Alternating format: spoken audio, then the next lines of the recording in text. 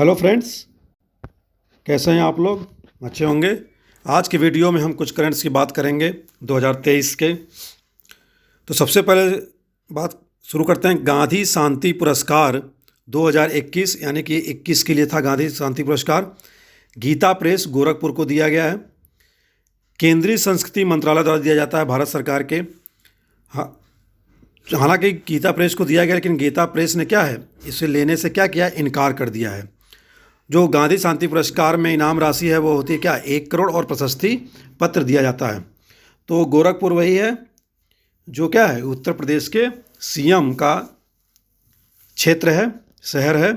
और एक गोरखपुर कहाँ पर है, हरियाणा में है, याद रखेंगे। गोरखपुर एक हरियाणा में भी है, गांव है। और ये क्या है, गोरखपुर शहर उत्तर प्रदेश में है। हापुड़ में नीम नदी है, न्यूज में थी, काफ़ी प्रदूषण के कारण।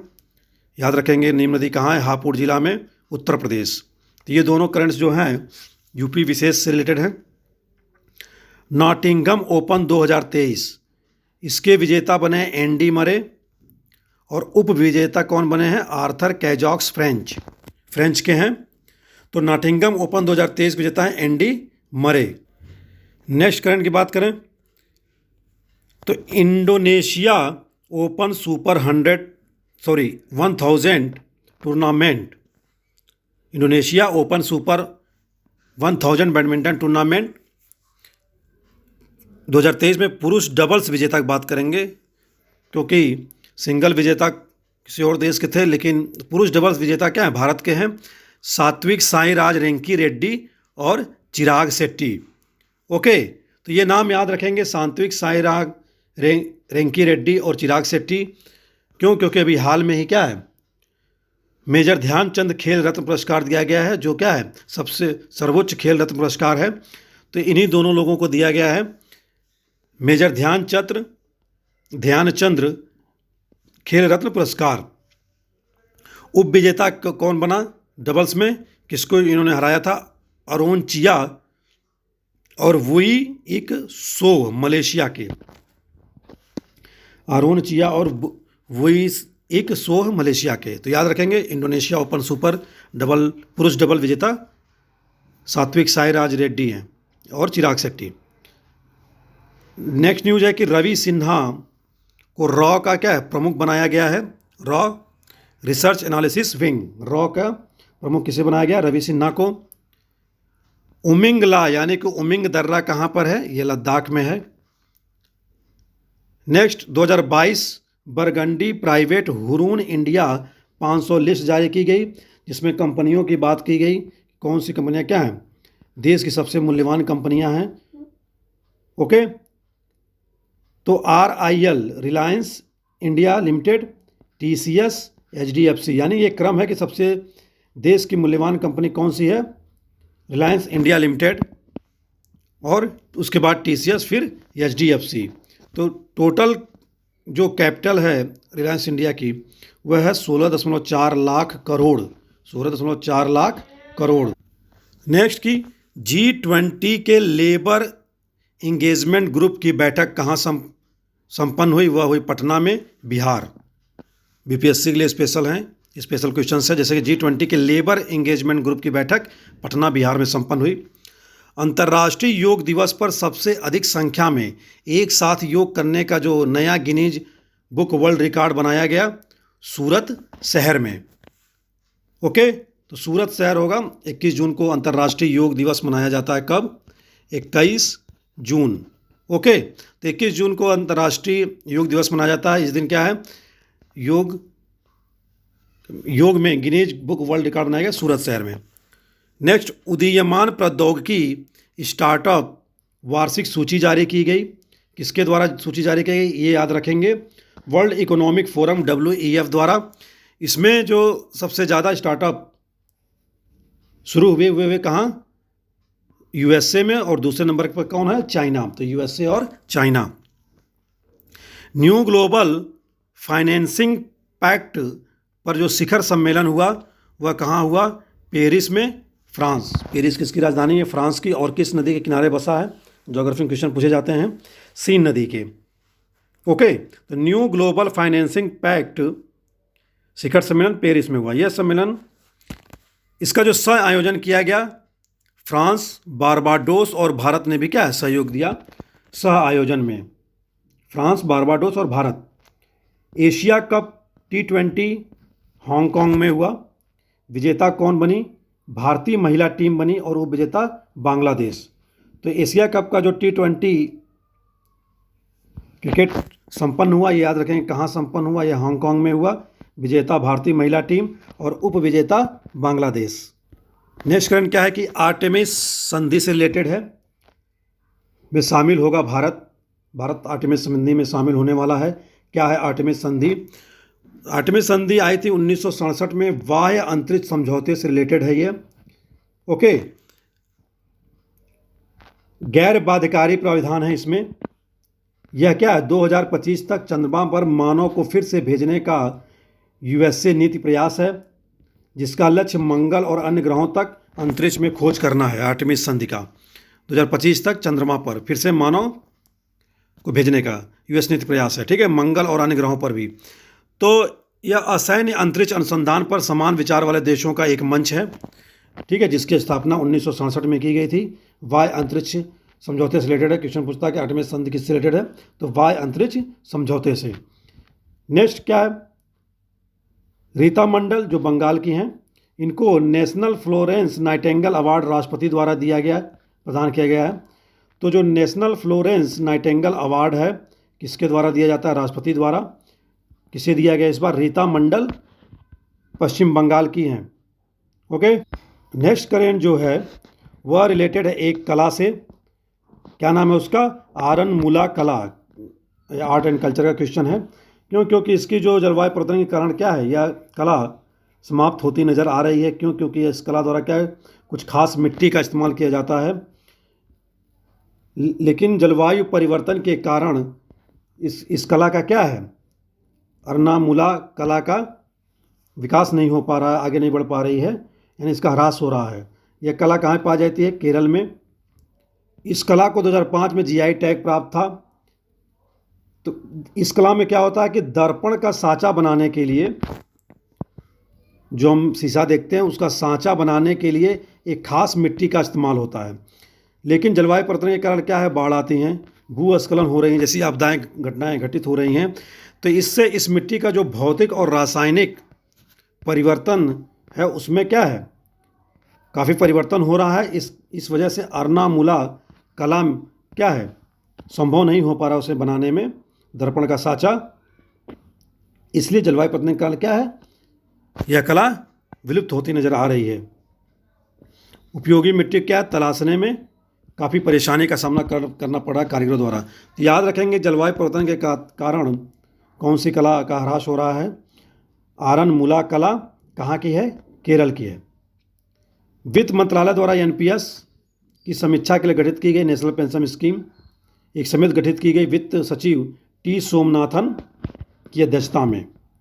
TV सोमनाथन, वित्त मंत्रालय द्वारा NPS की समीक्षा के लिए गठित समिति, वित्त सचिव TV सोमनाथन।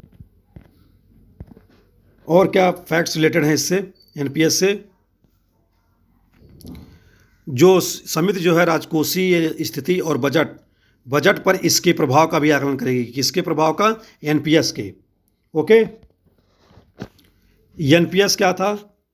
ये 1 जनवरी 2004 या उसके बाद केंद्र सरकार में शामिल होने वाले सशस्त्र बलों के कर्मचारियों को छोड़कर, यानी जितने भी सशस्त्र बल हैं उनके कर्मचारियों को पेंशन मिलेगी, सभी के लिए लागू किया गया था न्यू पेंशन स्कीम। यानी कि उसमें न्यू पेंशन स्कीम में पहले क्या है, पेंशन नहीं दिया जा रहा था 1 जनवरी 2004 के बाद, यानी कि अब दिया जाए कि न दिया जाए, इसके लिए क्या समिति गठित की गई TV सोमनाथन की। तो NPS याद रखेंगे 1 जनवरी 2004 या उसके बाद। MotoGP Bharat 2003 motor bike race UP से रिलेटेड क्वेश्चन है। यह कहाँ संपन्न हुई? ग्रेटर नोएडा में। MotoGP भारत 2023 ग्रेटर नोएडा याद रखेंगे, मोटर बाइक रेस है। टाइम्स ने अपनी हाई एजुकेशन से रिलेटेड रिपोर्ट दी है एशिया की यूनिवर्सिटी के लिए 2023 में। तो इसमें पहले स्थान पर जो है वो यूनिवर्सिटी है सिहुआ यूनिवर्सिटी, चीन की है। दूसरी पेकिंग है, पेकिंग यूनिवर्सिटी, तीसरी जो है सिंगापुर यूनिवर्सिटी है। याद रखेंगे कि टाइम्स हायर एजुकेशन टाइम्स में कि यूनिवर्सिटी रैंकिंग में सिहुआ क्या है, पहले रैंक पर है, उसके बाद पेकिंग, उसके बाद सिंगापुर यूनिवर्सिटी। तो ये टाइम्स हायर एजुकेशन में भारत का क्या है, आईसीएससी बेंगलुरु पहले स्थान पर है, ये भी याद रखेंगे। बाकी तो नेक्स्ट अगला संस्थान भोपाल में जो स्थित है, क्या नाम है उसका, निषाद या राष्ट्रीय उच्च सुरक्षा पशु रोग संस्थान कहाँ पर है, भोपाल में है, याद रखेंगे। राष्ट्रीय उच्च सुरक्षा पशु रोग संस्थान यानी निषाद शॉर्टकट में बात करें, यानी ISHAD, भोपाल में है। नमामि गंगे मिशन सेकेंड कब शुरू किया गया, फरवरी 2023 में, और 2026 तक यह योजना मिशन चलेगा। फरवरी 2023 में नमामि गंगे मिशन। प्रथम चरण कब शुरू किया गया था नमामि गंगे का, जून 2014 से लेकर 31 मार्च 2021 तक। ओके, याद रखेंगे इसे। यूएन की मान्यता है इसे, नमामि गंगे मिशन को। CBD 15 यानी कि यूएन का जो कन्वेंशन बायोडाइवर्सिटी से रिलेटेड जो सम्मेलन हुआ CBD 15, वह कहाँ, मॉन्ट्रियल के दौरान भी क्या है, इसे मान्यता दी गई थी। तो यूएन की मान्यता के दौरान यूएन ने मान्यता दी है किसे, कि 2021 से लेकर 2030 तक दशक को किस दशक के रूप में मनाया जाएगा, यूएन पारिस्थितिकी तंत्र पुनर्स्थापना दशक। याद रखेंगे क्या दशक है, 21 से 2030 तक, किसके द्वारा मान्यता दी गई है, यूएन द्वारा। FAO भी इसको मान्यता दिया हुआ है, फूड हो गया 2021 से 30 तक। PM भारतीय जन उर्वरक परियोजना, PM भारतीय जन उर्वरक परियोजना, यानी इसके तहत एक राष्ट्र एक उर्वरक की बात की जा रही है। लॉन्च किया गया था कब, 17 अक्टूबर 2022 में। अब इसको क्या है, एक नाम दिया गया है, ब्रांड का नाम दिया गया भारत। नाम क्या होगा ब्रांड का, भारत। और इसी उपलक्ष्य में PM द्वारा 600 PM किसान समृद्धि केंद्रों का क्या है, शुभारंभ भी किया गया। याद रखेंगे नया ब्रांड, जो ब्रांड के नाम से अब बिकेंगे उर्वरक, एक राष्ट्र एक भारत, एक राष्ट्र एक उर्वरक, और क्या किस नाम से बिकेंगे उर्वरक, भारत ब्रांड के नाम से। नेक्स्ट करें कि पब्लिक अफेयर्स इंडेक्स 2022 जारी किया गया है। हालांकि पब्लिक अफेयर्स इंडेक्स 2016 से जारी किया जा रहा है, याद रखेंगे। इसमें बड़े राज्यों में पब्लिक अफेयर्स इंडेक्स में हरियाणा पहले स्थान पर है, फिर दूसरे स्थान पर तमिलनाडु, तीसरे स्थान पर केरल। ठीक है, तो बड़े राज्यों में हरियाणा पहले स्थान पर, दूसरे पर तमिलनाडु, तीसरे पर केरल। छोटे राज्यों में जो पब्लिक अफेयर्स इंडेक्स में स्थान प्राप्त किया, फर्स्ट स्थान, वह है सिक्किम, फिर हिमाचल प्रदेश, फिर उत्तराखंड। यानी कि पहाड़ी स्टेट्स हैं, यानी हिमालयी राज्य छोटे राज्यों में हैं, सिक्किम, हिमाचल प्रदेश और UK यानी कि उत्तराखंड।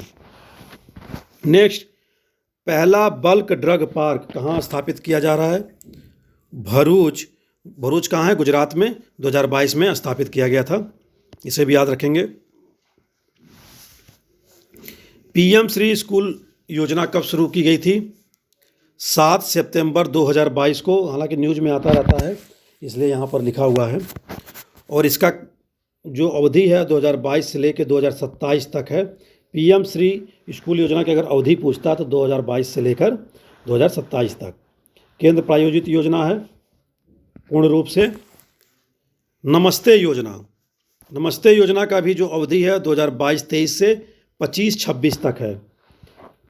अवधि याद रखेंगे, हो सकता है अवधि सूची के थ्रू मिलाने के लिए दिया जा सकता है। और नमस्ते योजना की शुरुआत की गई थी 17 अगस्त 2022 को। तो नमस्ते योजना 2022-23 से 25-26, PM श्री स्कूल योजना 2022 से 27। एक सम्मान दिया गया है भारतीय प्रधानमंत्री श्री नरेंद्र मोदी जी को मिस्र का। वो सम्मान कौन सा, ऑर्डर ऑफ द नील सम्मान। ऑर्डर ऑफ द नील सम्मान प्रधानमंत्री नरेंद्र मोदी को दिया गया है। पूछ सकता है किस देश का है, तो यह किस देश का है, सम्मान है मिस्र का। नेक्स्ट बात करेंगे, नोएडा में रोबोट फैक्ट्री सबसे बड़ी विश्व की, CM योगी द्वारा क्या है, लोकार्पण किया गया। एडवर्ब टेक्नोलॉजी की है, कंपनी का नाम है एडवर्ब टेक्नोलॉजी का। विश्व की सबसे बड़ी रोबोट फैक्ट्री नोएडा में का लोकार्पण अपने उत्तर प्रदेश के सीएम योगी आदित्यनाथ द्वारा किया गया। तो याद रखें कहाँ बन रही है, बना है नोएडा में। नेक्स्ट करें कि बर्मिंघम सिटी यूनिवर्सिटी द्वारा डॉक्टरेट मानद उपाधि प्रदान की गई है। यह है गायक संगीतकार शंकर महादेवन, इस नाम से आप लोग परिचित होंगे, बॉलीवुड के या तमिल भारतीय फिल्मों में क्या है, कंपोज भी करते हैं और सिंगिंग भी करते हैं, शंकर महादेवन। तो बर्मिंघम सिटी यूनिवर्सिटी द्वारा डॉक्टरेट मानद उपाधि प्रदान की गई इन्हें। देश का पहला एरोमा पार्क कहाँ पर स्थापित किया गया था? Aroma park Udham Singh Nagar UK में। पीएम द्वारा दिसंबर 2021 में इसका शिलान्यास किया गया था। ओके, दिसंबर 2021 का है ये न्यूज़ है। 3 साल के लिए पुनः सॉलिसिटर जनरल नियुक्त किया गया, किसे? तुषार मेहता को। किसे नियुक्त किया गया है? तुषार मेहता को। पहले भी ये सॉलिसिटर जनरल थे, अब फिर से क्या है, 3 साल के लिए इन्हें पुनः सॉलिसिटर जनरल की नियुक्ति की गई है। केंद्रीय पादुका प्रशिक्षण संस्थान कहाँ है? ये भी यूपी से रिलेटेड है। यह कहाँ है? आगरा में, उत्तर प्रदेश। केंद्रीय पादुका प्रशिक्षण संस्थान आगरा। कर्नाटक द्वारा योजना शुरू की गई है अन्न भाग्य और गृह ज्योति गारंटी योजना। अन्न भाग्य और गृह ज्योति गारंटी योजना कर्नाटक सरकार द्वारा शुरू की गई है। नेक्स्ट क्राइम की बात करें कि एक पुस्तक है इतिहासकार देविका रंगाचारी की। इतिहासकार हैं Devika Rangachari, the Mauryas. Question अगर पूछेगा, अभी तो इतना बड़ा लंबा पुस्तक का नाम है, ठीक है, the Mauryas, Chandragupta to Ashoka the back stories legacies नाम से है। तो याद रखेंगे द मौर्याज हाल में किसकी तरह पुस्तक लिखी गई है? देविका रंगाचारी द्वारा। पुस्तक से रिलेटेड क्वेश्चन आते हैं। सैफ चैंपियनशिप 2023 किससे कहाँ पर संपन्न हुआ? बेंगलुरु में। विजेता बना 9वीं बार भारत, किसे हराकर? कुवैत को। ठीक है, सैफ चैंपियनशिप 2023, विजेता भारत 9वीं बार, उपविजेता कुवैत। एक अभ्यास संपन्न हुआ जीमैक्स, कहाँ? विशाखापत्तनम में। तो ये किन 2 देशों के बीच होता है? समुद्री अभ्यास है, भारत और जापान के बीच। ठीक है, याद रखेंगे भारत और जापान, जीमैक्स। अगला, दुष्कर्म पीड़ित नाबालिगों की मदद के लिए एक नई राहत योजना शुरू की गई है निर्भया फंड के तहत। निर्भया कांड कब होता? 2012 में, 16 दिसंबर 2012 को। उसके बाद निर्भया फंड बनाया गया कि दुष्कर्म पीड़ित जितनी महिलाएं होंगी उनके पुनर्वास, उनकी देखरेख के लिए क्या है, इस फंड से सहायता की जाएगी। तो जो दुष्कर्म पीड़ित नाबालिगों की मदद के लिए एक नई राहत योजना शुरू की गई, क्या नाम है उसका? मिशन वात्सल्य योजना। मिशन वात्सल्य योजना, याद रखेंगे, निर्भया फंड के तहत। नेक्स्ट करें कि रुपए को अंतर्राष्ट्रीय मुद्रा बनाने के लिए आरबीआई ने एक समिति की गठन किया है। तो याद रखेंगे आरएस राठौर समिट, राठौर है। आरएस राठौर समिति का संबंध किससे? क्वेश्चंस पूछे जाते हैं इकोनॉमी में। तो यह है अंतर्राष्ट्रीय मुद्रा बनाने के लिए, किसे? रुपए को अंतर्राष्ट्रीय मुद्रा बनाने के लिए आरबीआई द्वारा गठित की गई है आरएस राठौर। आईएमएफ के एसडीआर समूह में शामिल करने और सीमा पार व्यापारिक लेन देन के लिए आरटीजीएस यानी कि real time gross settlement. RTGS का फुल फॉर्म क्या है? Real time gross settlement. ये सब क्वेश्चंस CCC के जो लोग फॉर्म भरते हैं उसमें आते हैं। फुल फॉर्म का अंतर्राष्ट्रीय इस्तेमाल हेतु सुझाव देने हेतु भी क्या है, यह कार्य करेगी आरएस राठौर। आईएमएफ में एसडीआर समूह में शामिल होने, भारतीय रुपए को और सीमा पार व्यापारिक लेन देन के लिए। ठीक है, मसाला बांड पर करों की समीक्षा करने का सुझाव दिया है किसने? आरएस राठौर ने। मसाला बांड, विदेशों में रुपए मूल्य में जारी होने वाले बांड को क्या कहते हैं? मसाला बांड। यानी कि विदेश में जो बॉन्ड जारी किए जाते हैं रुपए में उसे मसाला बॉन्ड कहते हैं। विदेशों में क्या है, भारतीय मसाले बहुत फेमस थे, तभी तो 15वीं शताब्दी में, 16वीं शताब्दी में क्या है, यूरोपीय लोग भारत आए। नेक्स्ट बात करेंगे हम भारत का, तो हो सकता है इसी इसको ध्यान में रख कैसे मसाला नाम रखा गया हो, जो भी हो फिलहाल बहरहाल। भारत के बाहर आईआईटी का पहला कैंपस, वो भी आईआईटी मद्रास का पहला कैंपस कहाँ खोला जाएगा? जंजीबार देश है अफ्रीका का, वहाँ पर। तो याद रखेंगे जंजीबार अफ्रीका में किसका कैंपस खोला जा रहा है? आईआईटी मद्रास का, भारत के बाहर। हेलो, हो गया। आधार पेमेंट ब्रिज सिस्टम यानी कि एपीबीएस योजना शुरुआत की गई थी 2017 में ग्रामीण विकास मंत्रालय द्वारा। याद रखेंगे आधार पेमेंट ब्रिज सिस्टम 2017 ग्रामीण विकास मंत्रालय द्वारा। तो मनरेगा में भ्रष्टाचार को रोकने और अनियमितताओं पर रोक का पारदर्शी बनाने हेतु सभी मजदूरों के खाते आधार कार्ड से क्या है, लिंक होंगे इससे। तो ये मेनली देखा जाए तो मनरेगा के लिए ही है, उसमें जो भ्रष्टाचार रोकने के लिए पारदर्शी बनाने हेतु क्या है, सभी मजदूरों के खाते के आधार कार्ड से लिंक होंगे। लेकिन याद रखेंगे कब शुरू की गई थी इस योजना को? 2017 में ग्रामीण विकास मंत्रालय द्वारा। विद्युत उत्पादन में देश में पहला स्थान है छत्तीसगढ़ का, ये न्यूज है। क्वेश्चन पूछता है विद्युत उत्पादन में देश में पहला स्थान छत्तीसगढ़। प्रख्यात चित्रकार का निधन हो गया है, केरल के थे ये, क्या नाम है उनका? के एम वासुदेवन नंबूथिरी। के एम वासुदेवन नंबूथिरी चित्रकार थे केरल के, इनका निधन हुआ हाल ही में। निधन से भी क्वेश्चन आते रहते हैं।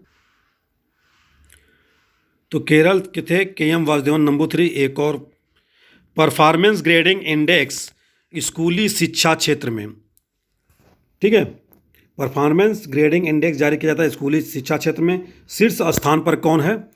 पंजाब और चंडीगढ़, पंजाब और Chandigarh performance grading index. Next current क्या है? गरीबी से रिलेटेड है। भारत के लिए गरीबी से रिलेटेड यूएन की रिपोर्ट आई है। क्या कहा गया इस रिपोर्ट में कि पिछले 15 वर्षों के दौरान 41.5 करोड़ भारतीय गरीबी रेखा से बाहर आ गए हैं। तो कितने लोग? 15 लोग 15 वर्षों के दौरान 41.5 करोड़ भारतीय गरीबी रेखा से बाहर आ गए हैं। ये डेटा किसके द्वारा दिया गया है? यूएन द्वारा। नेक्स्ट की 2005 से लेकर 2005-06 से 2019-21 तक भारत सहित दुनिया के 25 देशों ने अपने वैश्विक एमपीआई मूल्यों को आधा कर दिया है। मल्टी पॉवर्टी इंडेक्स जो जारी किए जाते हैं उसकी बात कर रहा है कि उसमें एमपीआई मूल्यों को आधा कर दिया गया है 25 देशों द्वारा। 2005-06 में भारत में गरीब कितने थे? गरीब लोग कितने थे पूरी जनसंख्या के? 55.1%, जो घटकर 64.5 करोड़ लोग हो गए हैं वर्ष 2019-21 में। और ये पूरी जनसंख्या कितनी है? 16.4%, ठीक है। तो 2005-06 में भारत में गरीब 55.1% थे, जो घटकर 64.5 करोड़ हो गए हैं। लेकिन 2019-21 में क्या है? 16.4% लोग ही गरीब हैं जनसंख्या के, ऐसी बात की जा रही है यूएन द्वारा। और ये जनसंख्या कितनी है? 23 करोड़। ये 23 करोड़ जनसंख्या भी क्या है? कम नहीं है। कई अफ्रीकी देशों की जनसंख्या मिला दिया जाए तो 23 करोड़ हो जाएगी। तो यानी कि 19-21 में यूएन की रिपोर्ट के अनुसार कितने प्रतिशत लोग गरीब हैं? 23 करोड़ लोग और 16.4% लोग। याद रखेंगे। शिशु मृत्यु दर से रिलेटेड रिपोर्ट दी गई है कि ये भी जो प्रतिशतता थी 4.5 से घटकर 1.5% ही रह गई है। शिशु मृत्यु दर में गिरावट हुई है। यूएनडीपी ओपीएचआई ने वैश्विक बहुआयामी गर्मी सूचकांक जारी किया है, वही, ठीक है। यूनाइटेड नेशन डेवलपमेंट प्रोग्राम द्वारा क्या है? ओपीएचआई के साथ मिलकर बहुआयामी गरीबी सूचकांक जारी किया जाता है। ओपीआई मतलब ऑक्सफोर्ड है। नेक्स्ट बात करेंगे, एक महल है जिसकी संरक्षण भारत सरकार द्वारा किया जाएगा। ऊथीमू महल क्या है? भारत सरकार द्वारा संरक्षण इसका किया जाएगा। कहाँ स्थित है? मालदीव में। तो याद रखेंगे मालदीव का है ये उथुमू महल। रक्षा मंत्री राजनाथ सिंह द्वारा हाल के क्षेत्रीय कार्यालय यानी कि हिंदुस्तान एरोनॉटिक्स लिमिटेड के क्षेत्रीय कार्यालय का उद्घाटन किया गया है दूसरे देश में यानी कि मलेशिया में। काफ़ी इंपॉर्टेंट क्वेश्चन है। ओके, इसके क्षेत्रीय कार्यालय का उद्घाटन कहाँ किया गया? मलेशिया में। नाटो शिखर सम्मेलन, पहले तो नाटो की स्थापना कब हुई थी? 1949 में। कहाँ संपन्न हुआ? विल्नियस यानी कि लिथुआनिया की राजधानी है विल्नियस, वहाँ संपन्न हुआ नाटो शिखर सम्मेलन। और जो लेटेस्ट देश बना है इसका सदस्य, वह बना फिनलैंड, 31st कंट्री बना। ठीक है, 31st सदस्य देश विल्नियस, लिथुआनिया। मीथेन संचालित रॉकेट लॉन्च किया गया दुनिया में। दुनिया का पहला मीथेन संचालित रॉकेट किसने लॉन्च किया है? चाइना द्वारा। ओके, मीथेन द्वारा संचालित है। नेक्स्ट जो करंट है, ग्राम स्वराज अभियान से रिलेटेड 24 अप्रैल 2018 को शुरू किया गया था ग्राम स्वराज अभियान। नेक्स्ट स्लाइड में इसको देखते हैं। ग्राम स्वराज अभियान 24 अप्रैल 2018 को शुरू किया गया था, याद रखेंगे। तो क्या लक्ष्य है इसके? सतत विकास लक्ष्यों का प्राप्ति करना है, देश भर में पंचायतों को आत्मनिर्भर बनाना है, सशक्त बनाना है, पारदर्शी बनाना है। ओके, प्रावधान क्या किए गए कि पंचायतों पर केंद्र जो है 60% खर्च करेगा, लेकिन राज्यों का अंश क्या होगा? वह 40% खर्च करेगा। यानी कि 60-40 का रेशियो है, इसमें याद रखेंगे। जो रेशियो रखा गया है ग्राम स्वराज अभियान में 60% और 40%, यानी 100 रुपये खर्च होने हैं पंचायतों पर, तो 60 रुपये केंद्र सरकार देगी और 40 रुपये राज्य सरकारें देंगी। ये तो नॉर्मल स्टेट्स के लिए होगा, लेकिन जो पहाड़ी स्टेट्स हैं, पूर्वोत्तर के क्षेत्र हैं, जम्मू कश्मीर है, उनके लिए क्या है? 90-10 का, यानी कि 90 रुपये केंद्र सरकार खर्च करेगी तो 10 रुपये पूर्वोत्तर पहाड़ी राज्य या जम्मू कश्मीर राज्य खर्च करेंगे। ये अनुपात रखा गया है। और केंद्र शासित प्रदेशों के जाहिर सी बात है केंद्र शासित हैं, कोई राज्य वहाँ पर शासन नहीं कर रहा है। हालांकि 2 स्टेट्स में हैं जहाँ राज्य शासन करती हैं। कौन कौन से? दिल्ली और पुदुचेरी। जम्मू कश्मीर भी कुछ दिनों में बन जाएगा, अभी तो पूर्ण रूप से क्या है? केंद्र शासित है। तो वहाँ 100% यानी कि 100% केंद्र सरकार ही वहन करेगी खर्चा, यानी 100 रुपये का 100 रुपये। नेक्स्ट करंट कि पीएम मोदी को नागरिक एवं सैन्य सम्मान, okay, the Grand Cross of the Legion of Honour पुरस्कार दिया गया, या फ्रांस द्वारा दिया गया, याद रखेंगे। अभी मिस्र की बात की, वहाँ भी सम्मान मिला, फ्रांस में भी सम्मान मिला है, तो याद रखेंगे द लीजन ऑफ ऑनर, नागरिक और सैन्य सम्मान से रिलेटेड फ्रांस द्वारा। शुक्र के तपते वायुमंडल में उपस्थित गैस कौन सी है? साइंस रिलेटेड क्वेश्चन है, science technology. Phosphine. Okay, phosphine gas का पता चला है, याद रखेंगे इसे, शुक्र ग्रह में।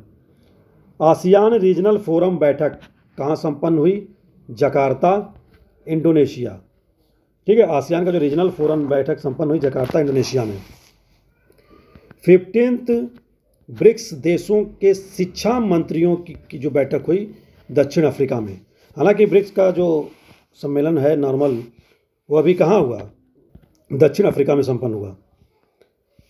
भारत और यूएई द्वारा समझौता किया गया है कि जो कारोबार बिजनेस किया जाएगा रुपए और दिरहम में।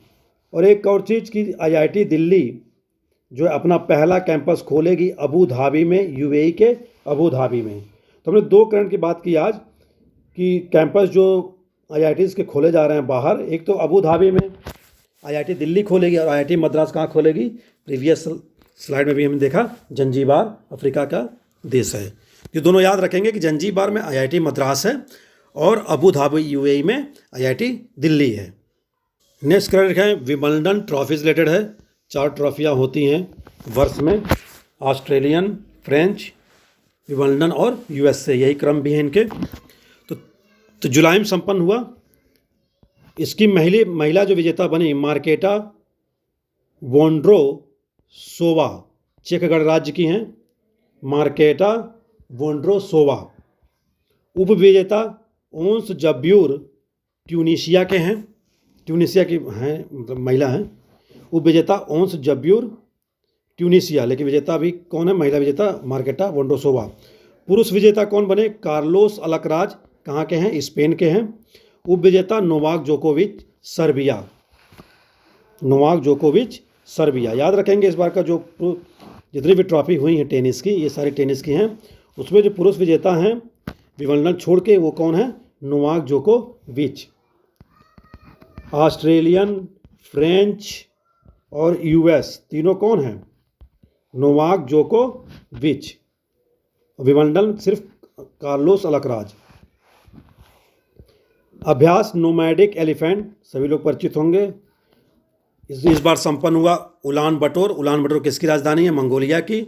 और ये जो अभ्यास होता है एलिफेंट, नोमैडिक एलिफेंट, मंगोलिया और भारत के बीच होता है। तो याद रखेंगे इस बार उलान बटोर में हुआ, मंगोलिया में। प्राचीन माया सभ्यता कहाँ स्थित थी? हालांकि हिस्ट्री से रिलेटेड रिसर्च आते हैं तो उसमें पेपर्स में छपते रहते हैं, इसलिए लिखा गया है। ग्वाटेमाला में थी प्राचीन माया सभ्यता। ग्वाटेमाला के उत्तरी क्षेत्र पेटेन में स्थित थी। ठीक है, ग्वाटेमाला के उत्तरी क्षेत्र पेटेन में स्थित थी माया सभ्यता, यानी दक्षिण अमेरिका का देश। विश्व का सबसे बड़ा कार्यालय अभी स्थापित किया गया प्रधानमंत्री मोदी द्वारा, क्या है? इसका उद्घाटन भी किया, सूरत डायमंड बुअस। पहले कौन था? पेंटागन, यूएस का रक्षा मंत्रालय का कार्यालय था पेंटागन। अब भारत का सूरत डायमंड बुअस है। भूमि सम्मान 2023 दिया गया।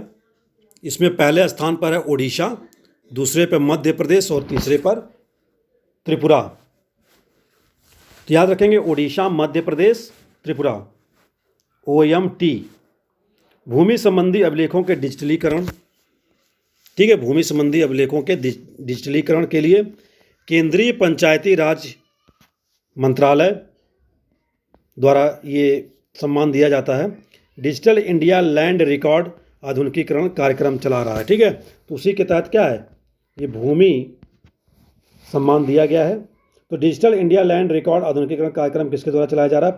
पंचायती राज मंत्रालय, केंद्र सरकार। बिहार के 5 जिलों को भी सम्मानित किया गया है। बीपीएससी से रिलेटेड क्वेश्चंस याद रखेंगे। नेक्स्ट है कि राजस्थान संगठित अपराध नियंत्रण विधेयक 2023 18 जुलाई 2023 को लाया गया राजस्थान में। राजस्थान से रिलेटेड क्वेश्चन है, आरपीएससी क्वेश्चन। राजस्थान संगठित अपराध नियंत्रण विधेयक कब लाया गया? 18 जुलाई 2023 को।